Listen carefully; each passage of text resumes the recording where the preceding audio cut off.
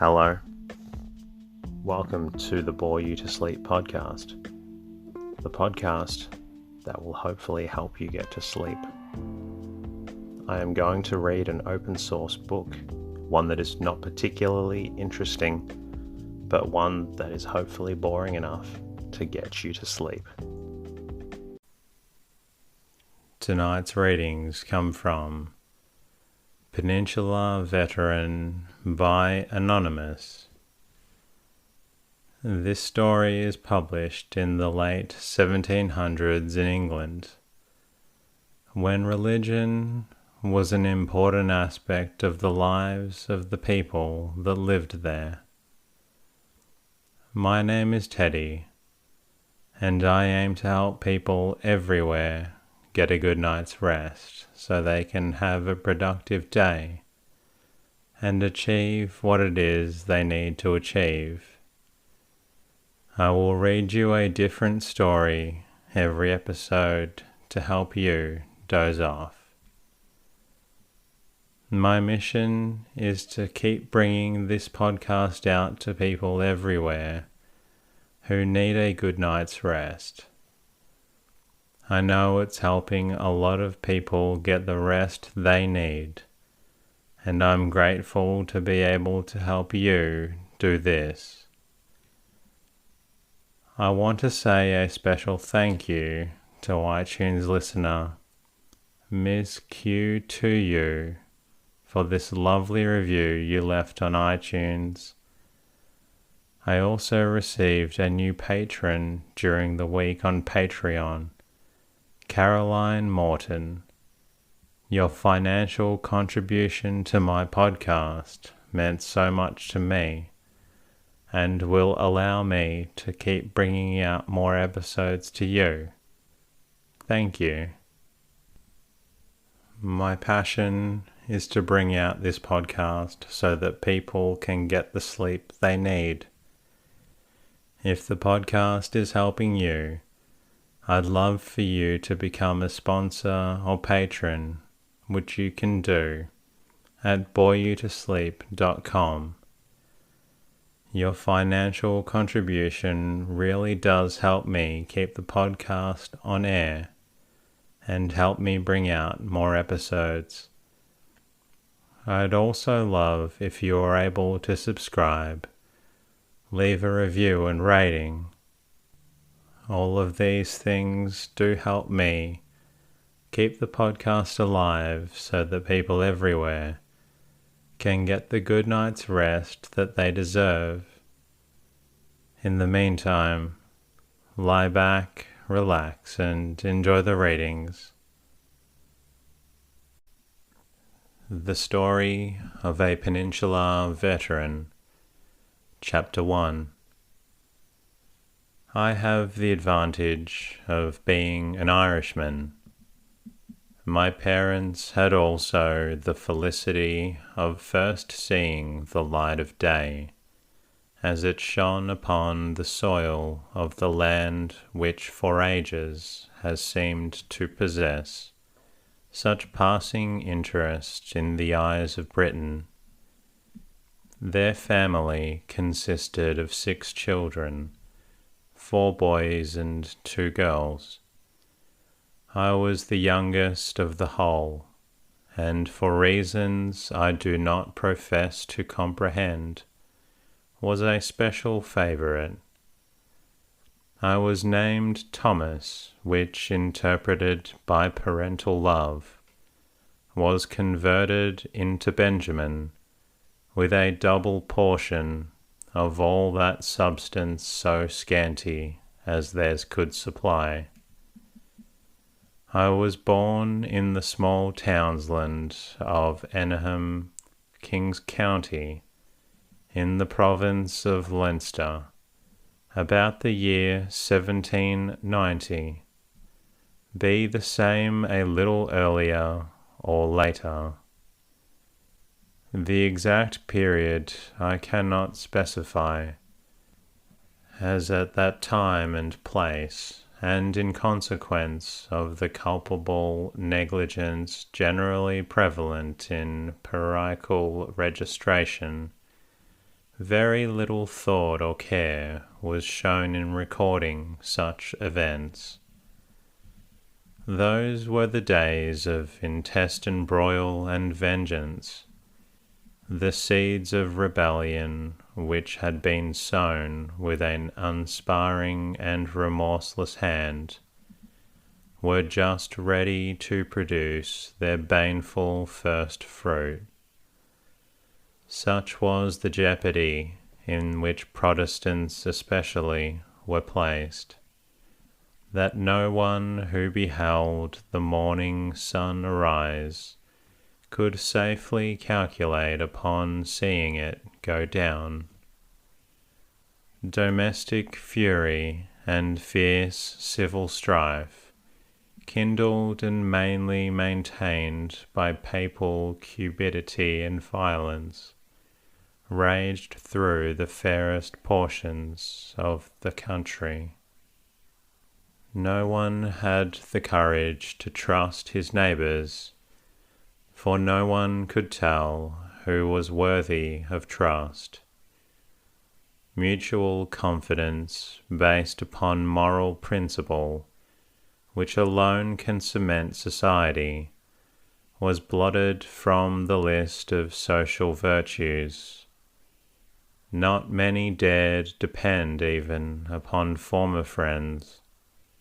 The ties of relationship and those arising from nearness of kin were frequently forgotten.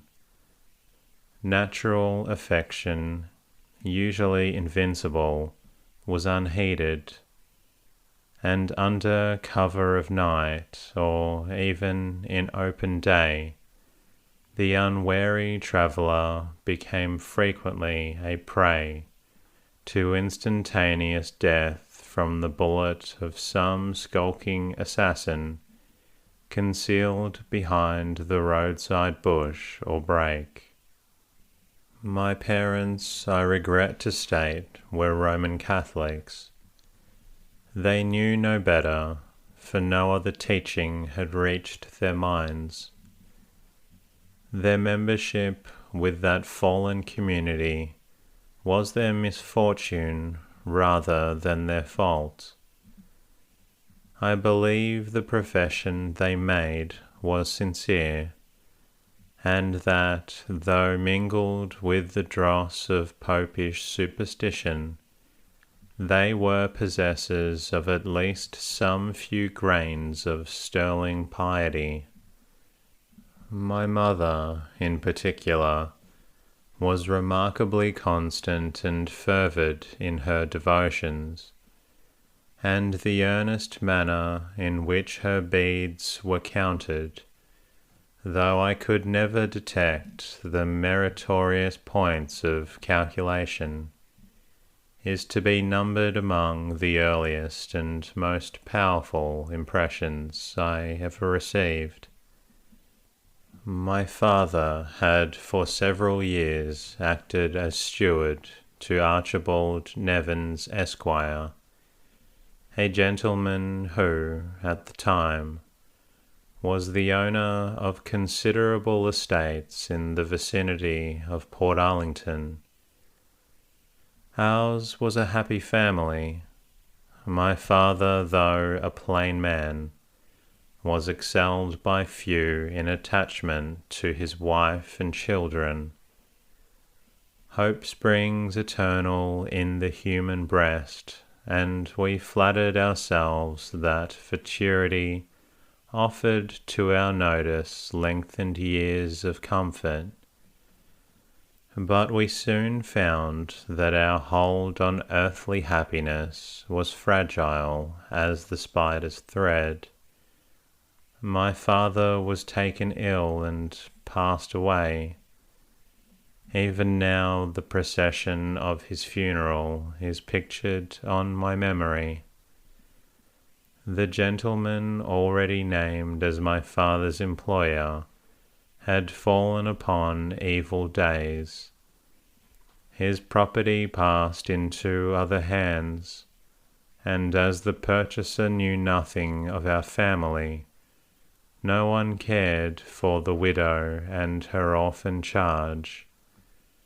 A house with every needful convenience had been built for us by the original proprietor.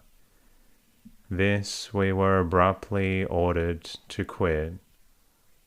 Another king had arisen, who knew not Joseph or his father's house.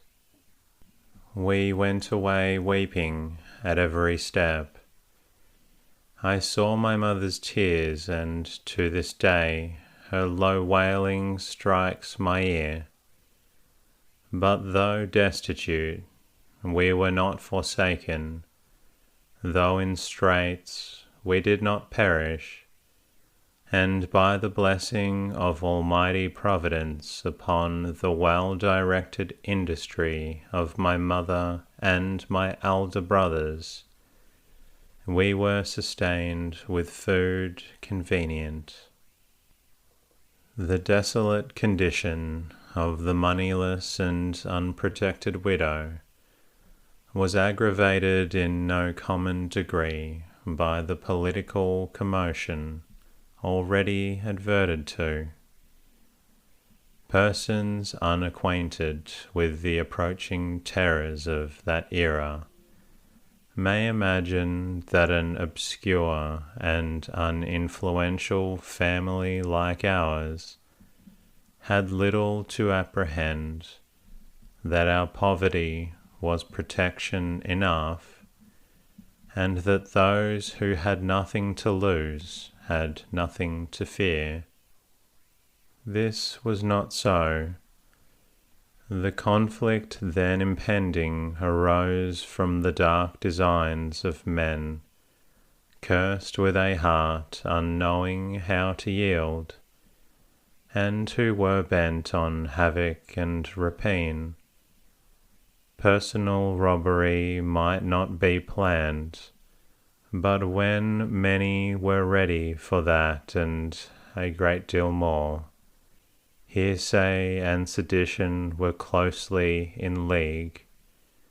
The emissaries of each were in ceaseless motion, and the ultimate design was to burst forth from the unsuspected places of mischief, suddenly and wide-wasting, as the simoon of the desert, and sweep with indiscriminating ire from the abodes of their peaceful countrymen every vestige of existing government and every temple devoted to the reformed religion as by law and right reason established.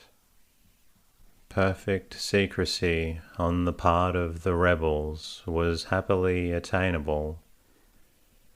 Every now and then circumstances and facts transpired, the tendency of which could not be mistaken.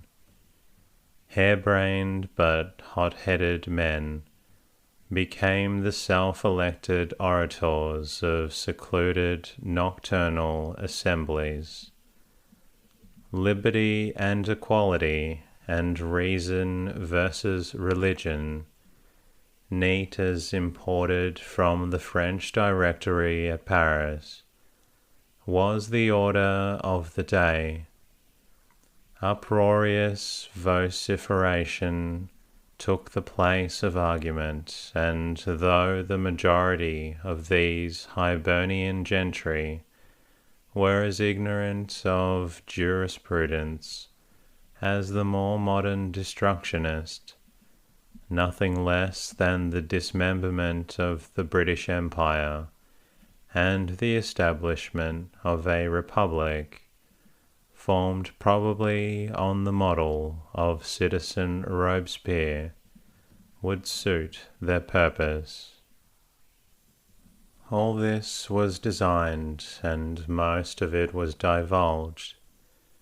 Experience has shown that where numerous and unequally gifted agencies are employed, let the pursuit be good or evil, Entire privacy is next to impossible. The parties may promise to be silent, or may bind themselves to be so by oath, but concealed knowledge is a treasure, of which the custody is to some communicative souls impracticable. They find themselves in the possession of a secret. It struggles to break away, but they remember their vow, and in order to hold it fast, they get a friend or two to help them. The sons of Irish misrule assumed several names. There were White Boys and Steel Boys, Oak Boys and Right Boys. Distinctions are, however, needless. They were all bad boys, and at length the entire series were drawn into the wild and powerful vortex of United Irishmen, it being understood that this body consisted chiefly of persons professing the Roman Catholic religion. The storm at length came down, and the consequences were awful. Although not quite 9 years of age when our neighbourhood rang with war's alarms, the scenes I was then compelled to witness cannot be forgotten. I distinctly remember the transactions of an eventful day which took place in a small town near my mother's residence. The rebels had taken possession of the place, and had murdered a magistrate who attempted to oppose them. At that crisis, a squadron of dragoons stationed at Tullamore received orders to march and endeavour to dislodge them. The cavalry rode into the main street with great gallantry, but were received by a tremendous fire of musketry from the windows of houses on each side, so that, after sustaining a considerable loss, they were compelled to retreat. Several of the soldiers were killed, and a number of wounded men were afterwards conveyed on cars from the place of action to the military hospital. My poor mother was in the midst of these dangers, and I well remember that she experienced great rudeness from the ruffian rabble. But the Almighty preserved her from serious injury. He can restrain at pleasure the wrath of man, as well as divert it into a new and unintended channel. That night we were afraid of entering into any house, lest we should attract the notice of the rebels, who were now flushed into insolence and inebriety by their recent victory. We therefore crept behind the foliage of some low trees, and passed the night in the open air. Our next precaution was to protect the little remaining household furniture from pillage. To effect this, we buried the most valuable articles in the earth, as nothing above ground appeared to offer the least protection. The property thus secreted was saved, but on raising it subsequently, almost everything was spoiled by the dampness of the soil in which it had been embedded. One of my neighbours, John Tinkler, was singled out by these barbarians as a victim. He was a man of singular benevolence and held in general esteem by the surrounding inhabitants. But he was a Protestant, and that had been long placed at the head of the list of unpardonable crimes. The house of this worthy man, whom I knew well, was beset by a horde of armed ruffians, who commenced an immediate attack. Tinkler, in the midst of his family, consisting of a wife and 7 or 8 children, though surprised, determined to defend himself to the last extremity. He fought desperately, though oppressed by numbers, until one of the villains posted outside the house, and guided by the sound of his voice, deliberately levelled his piece and fired. The bullet passed through the door and struck Tinkler, who fell dead just within the threshold, valiantly defending his home and property. And I regret to add that the widow and her helpless charge, ejected by some means from the farm and land, were obliged to seek shelter elsewhere. These were but the beginning of sorrows. The spirit of ruinous anarchy spread far and wide.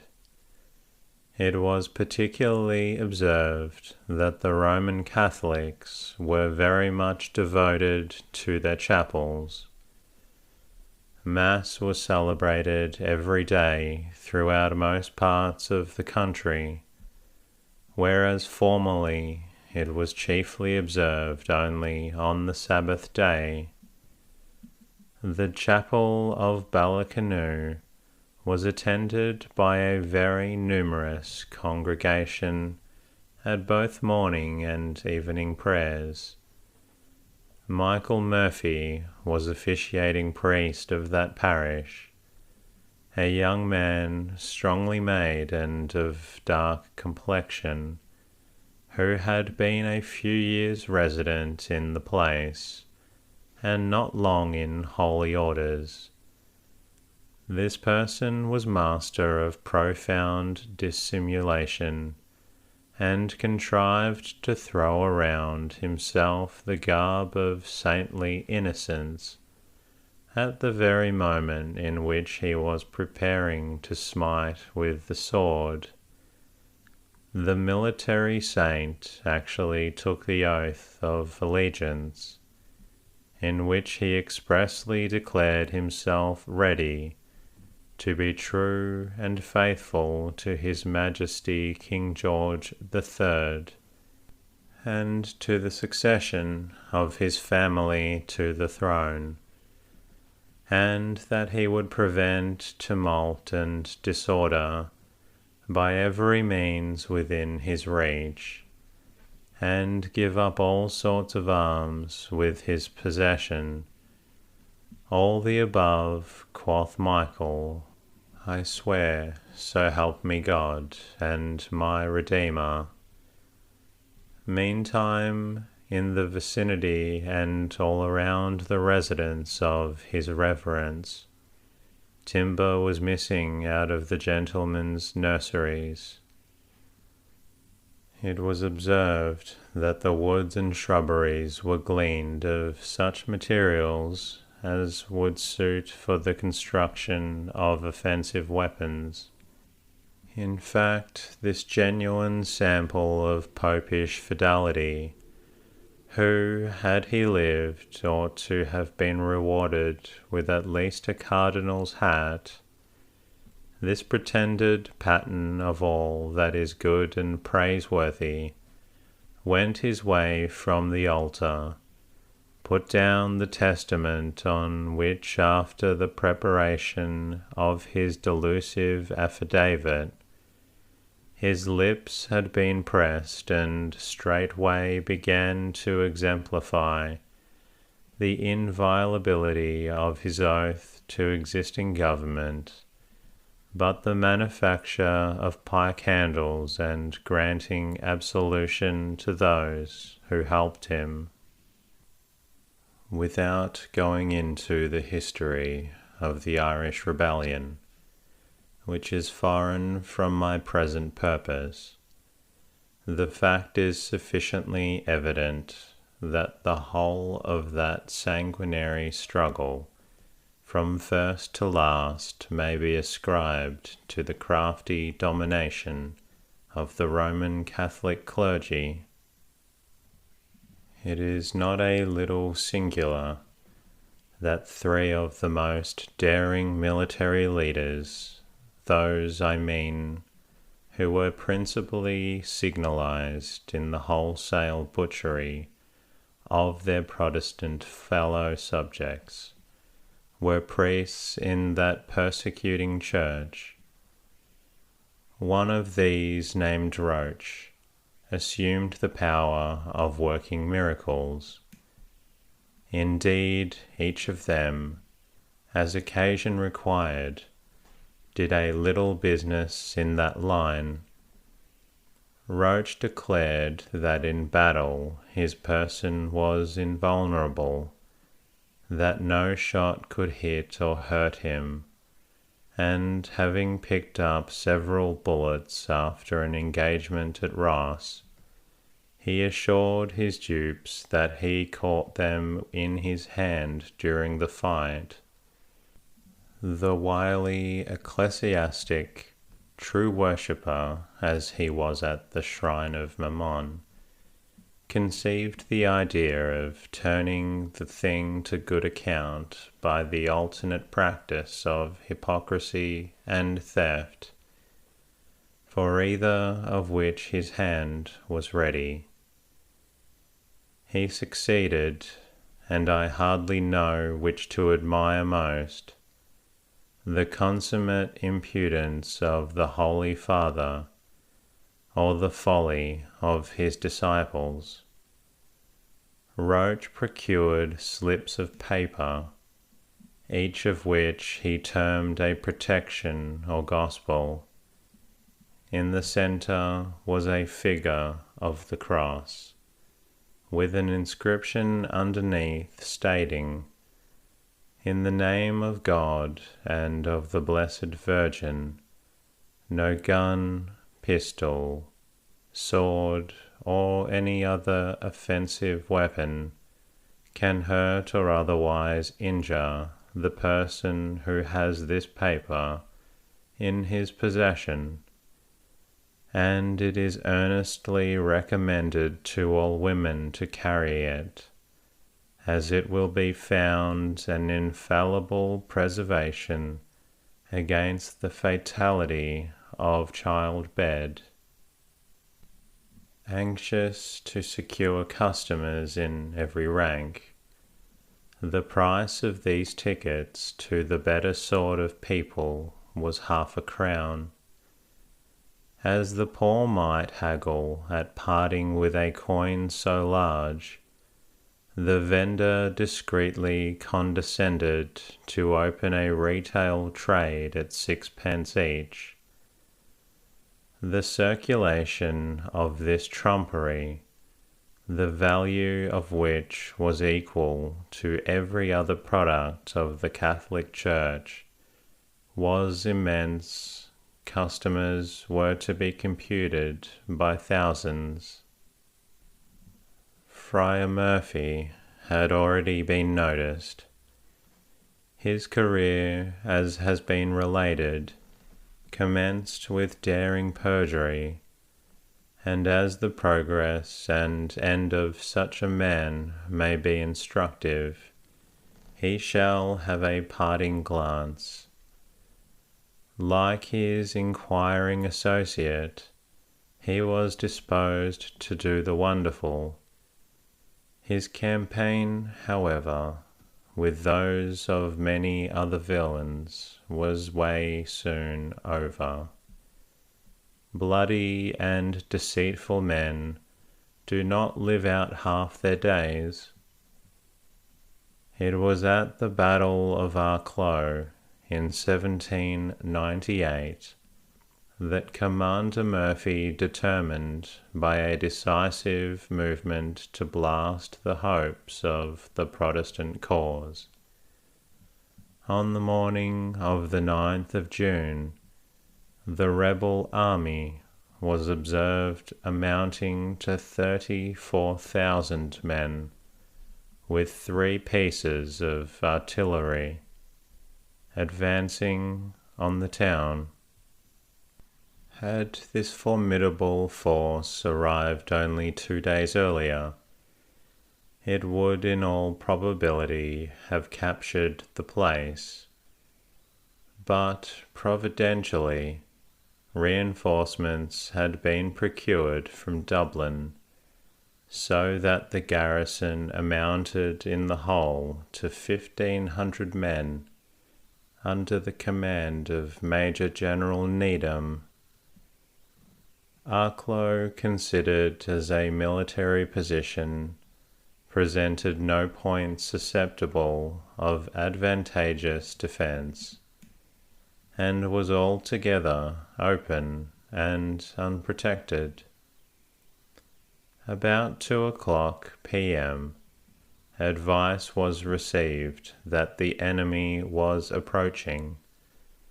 This was so little credited to the garrison, which had been ordered under arms, was just to go to be dismissed, when a dragoon came galloping into the town with intelligence that the rebels were now at hand. The drums instantly beat to arms. The troops flew to their respective stations, and preparations were made to give the enemy a proper reception. Having advanced to the suburbs of the town, the rebels set fire to several buildings, in hope that the smoke would annoy the garrison and confuse their operations. Just then the wind shifted to the opposite quarter, so that the scheme not only failed, but served to confound their own devices. The action commenced between a column of the rebels and a detachment of the Dunbarton Fencibles, who were ordered out to line the ditches on each side of the road. When they had exchanged about a dozen rounds, the Fencibles received orders to retreat, which was performed, but with a little confusion. On perceiving this movement, the rebels pursued with loud huzzas, and one of their officers, waving his hat, called out, "Come on, my boys, this is our town." That was an error. He was suddenly surrounded by the troops. His horse was shot and himself wounded, on which he fell as though slain. In a little time curiosity constrained him to lift up his head and look about, when he was perceived and shot dead. The rebels pressed on with obstinacy, worthy of a better cause, but on receiving a close fire of musketry and grape shot, they fell back to some distance. They then endeavoured to extend their line in order to turn the left flank, but the fire of the Cavan battalion was so severe that the attempt was abortive. Another column of the rebels tried to gain the lower end of the town by the beach, But here they were repulsed by a desperate charge of cavalry, headed by Colonel Sir Watkin Wynne. They then proceeded in great force to a passage that led to the centre of the town, which was defended only by a sergeant and 12 privates. This handful of men, however, made good their position, and as the pass they held was narrow, rendered every effort to dislodge them from it ineffectual. At this critical juncture, Priest Murphy appeared, animating his men to renewed acts of outrage, were driven before him to the thickest of the fray. As no new deception presented itself, he had recourse to the worn-out pretension of working miracles. He declared, like Brother Roach, that he could catch the bullets, or ward them off at pleasure, in proof of which he had advanced at the head of a strong party, in order to take a cannon stationed near a barrack. In that moment his bowels were torn out with a canister shot. The rebels, on observing him fall, fled with precipitation, swearing the priest himself was down. On that day 1,000 rebels fell. Their retreat, as might be expected, was marked by dreadful excesses. They broke the windows of churches and other places consecrated to divine service. They had an intolerable hatred to Protestant prayer books, and tore to pieces all that came within their reach. They carried the leaves of the Church Bible on their pikes, shouting, "Behold the French colours," and to complete their impiety, they put 2 Protestants to death in the aisle of a church. In other parts they made saddles of the Bibles, and rode about upon them. The retrospect of these vengeful days, while it serves to fix my faith in true religion, as contrasted with that which is false, calls forth unfeigned gratitude to God for his protecting mercy.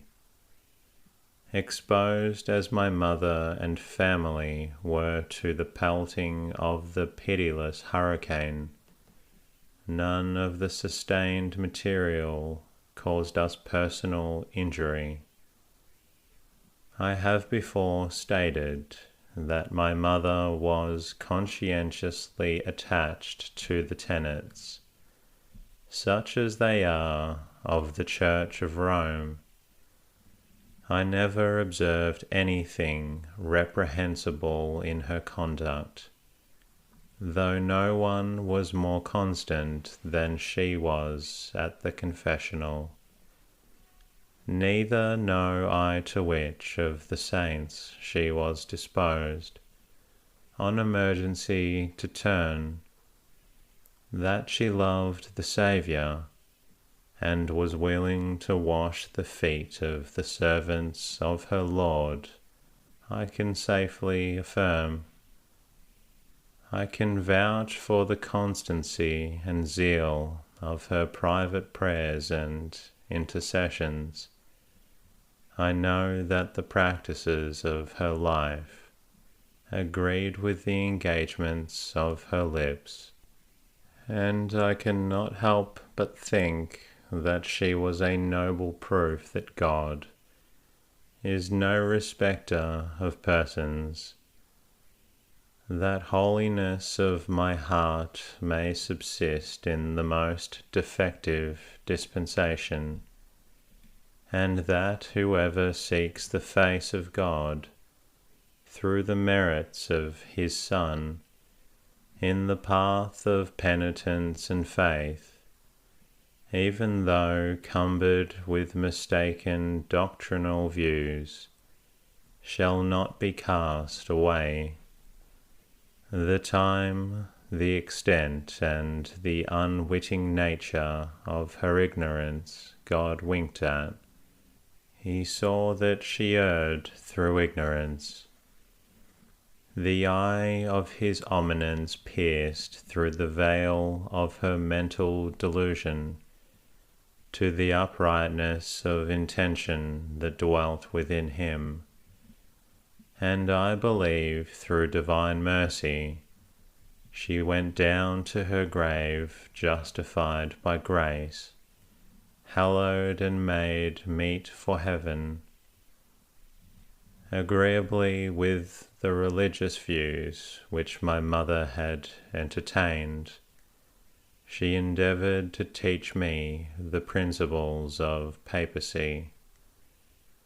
I was moreover frequently taken to Mass, but being young and heedless, one system of religion was to me as good as another. In other words, I was careless respecting them at all. Indeed, I have reason to believe that my indifference in this respect was to my mother a source of great grief. Meantime, I had arrived at the 14th year of my age, a period, generally speaking, of no small vanity and self-complacency, and in which many men think themselves qualified, by the dignity of their teens, to shake off the trammels of parental guidance. Among others, I determined to walk alone, but unfortunately, on reflection, boast of my first step. Among the youths with whom I contracted some acquaintance was a dissolute lad about my own age, by whose enticement, when only just turned 15, I enlisted in the Queen's County militia.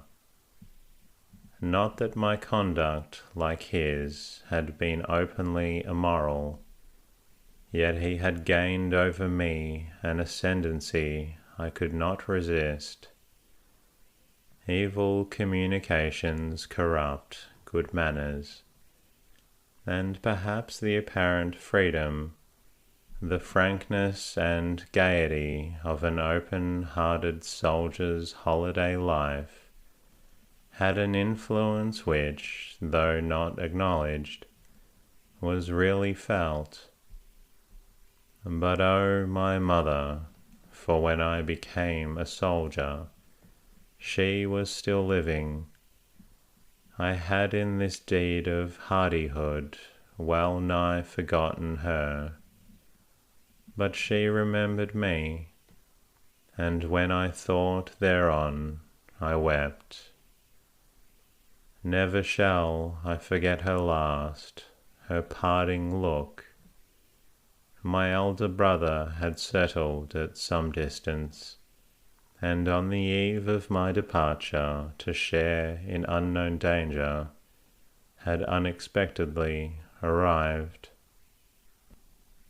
If bereaved of her children, she was bereaved, and I know she said in her heart, "All these things are against me." Her farewell was accompanied with a prayer for my future prosperity, and I impute my preservation under Providence. On leaving her presence on this eventful occasion, I was taken before Captain Fitzmaurice, the officer in command at the recruiting station, and was kindly received, He expressed himself pleased with my look and healthy appearance, made several inquiries relative to my family, and at once engaged me as his servant. After serving in the Corps about 12 months, I received principally, I believe, on account of my youth, an honourable discharge, while the regiment was stationed at the Castle Barrack in Limerick, and returned to the quietude of home. I hope you enjoyed that story. That concludes the end of tonight's readings. If you're not quite tired yet, please feel free to listen to another episode. In the meantime, I'll be working on bringing you another episode for another good night's rest. Until then, good night.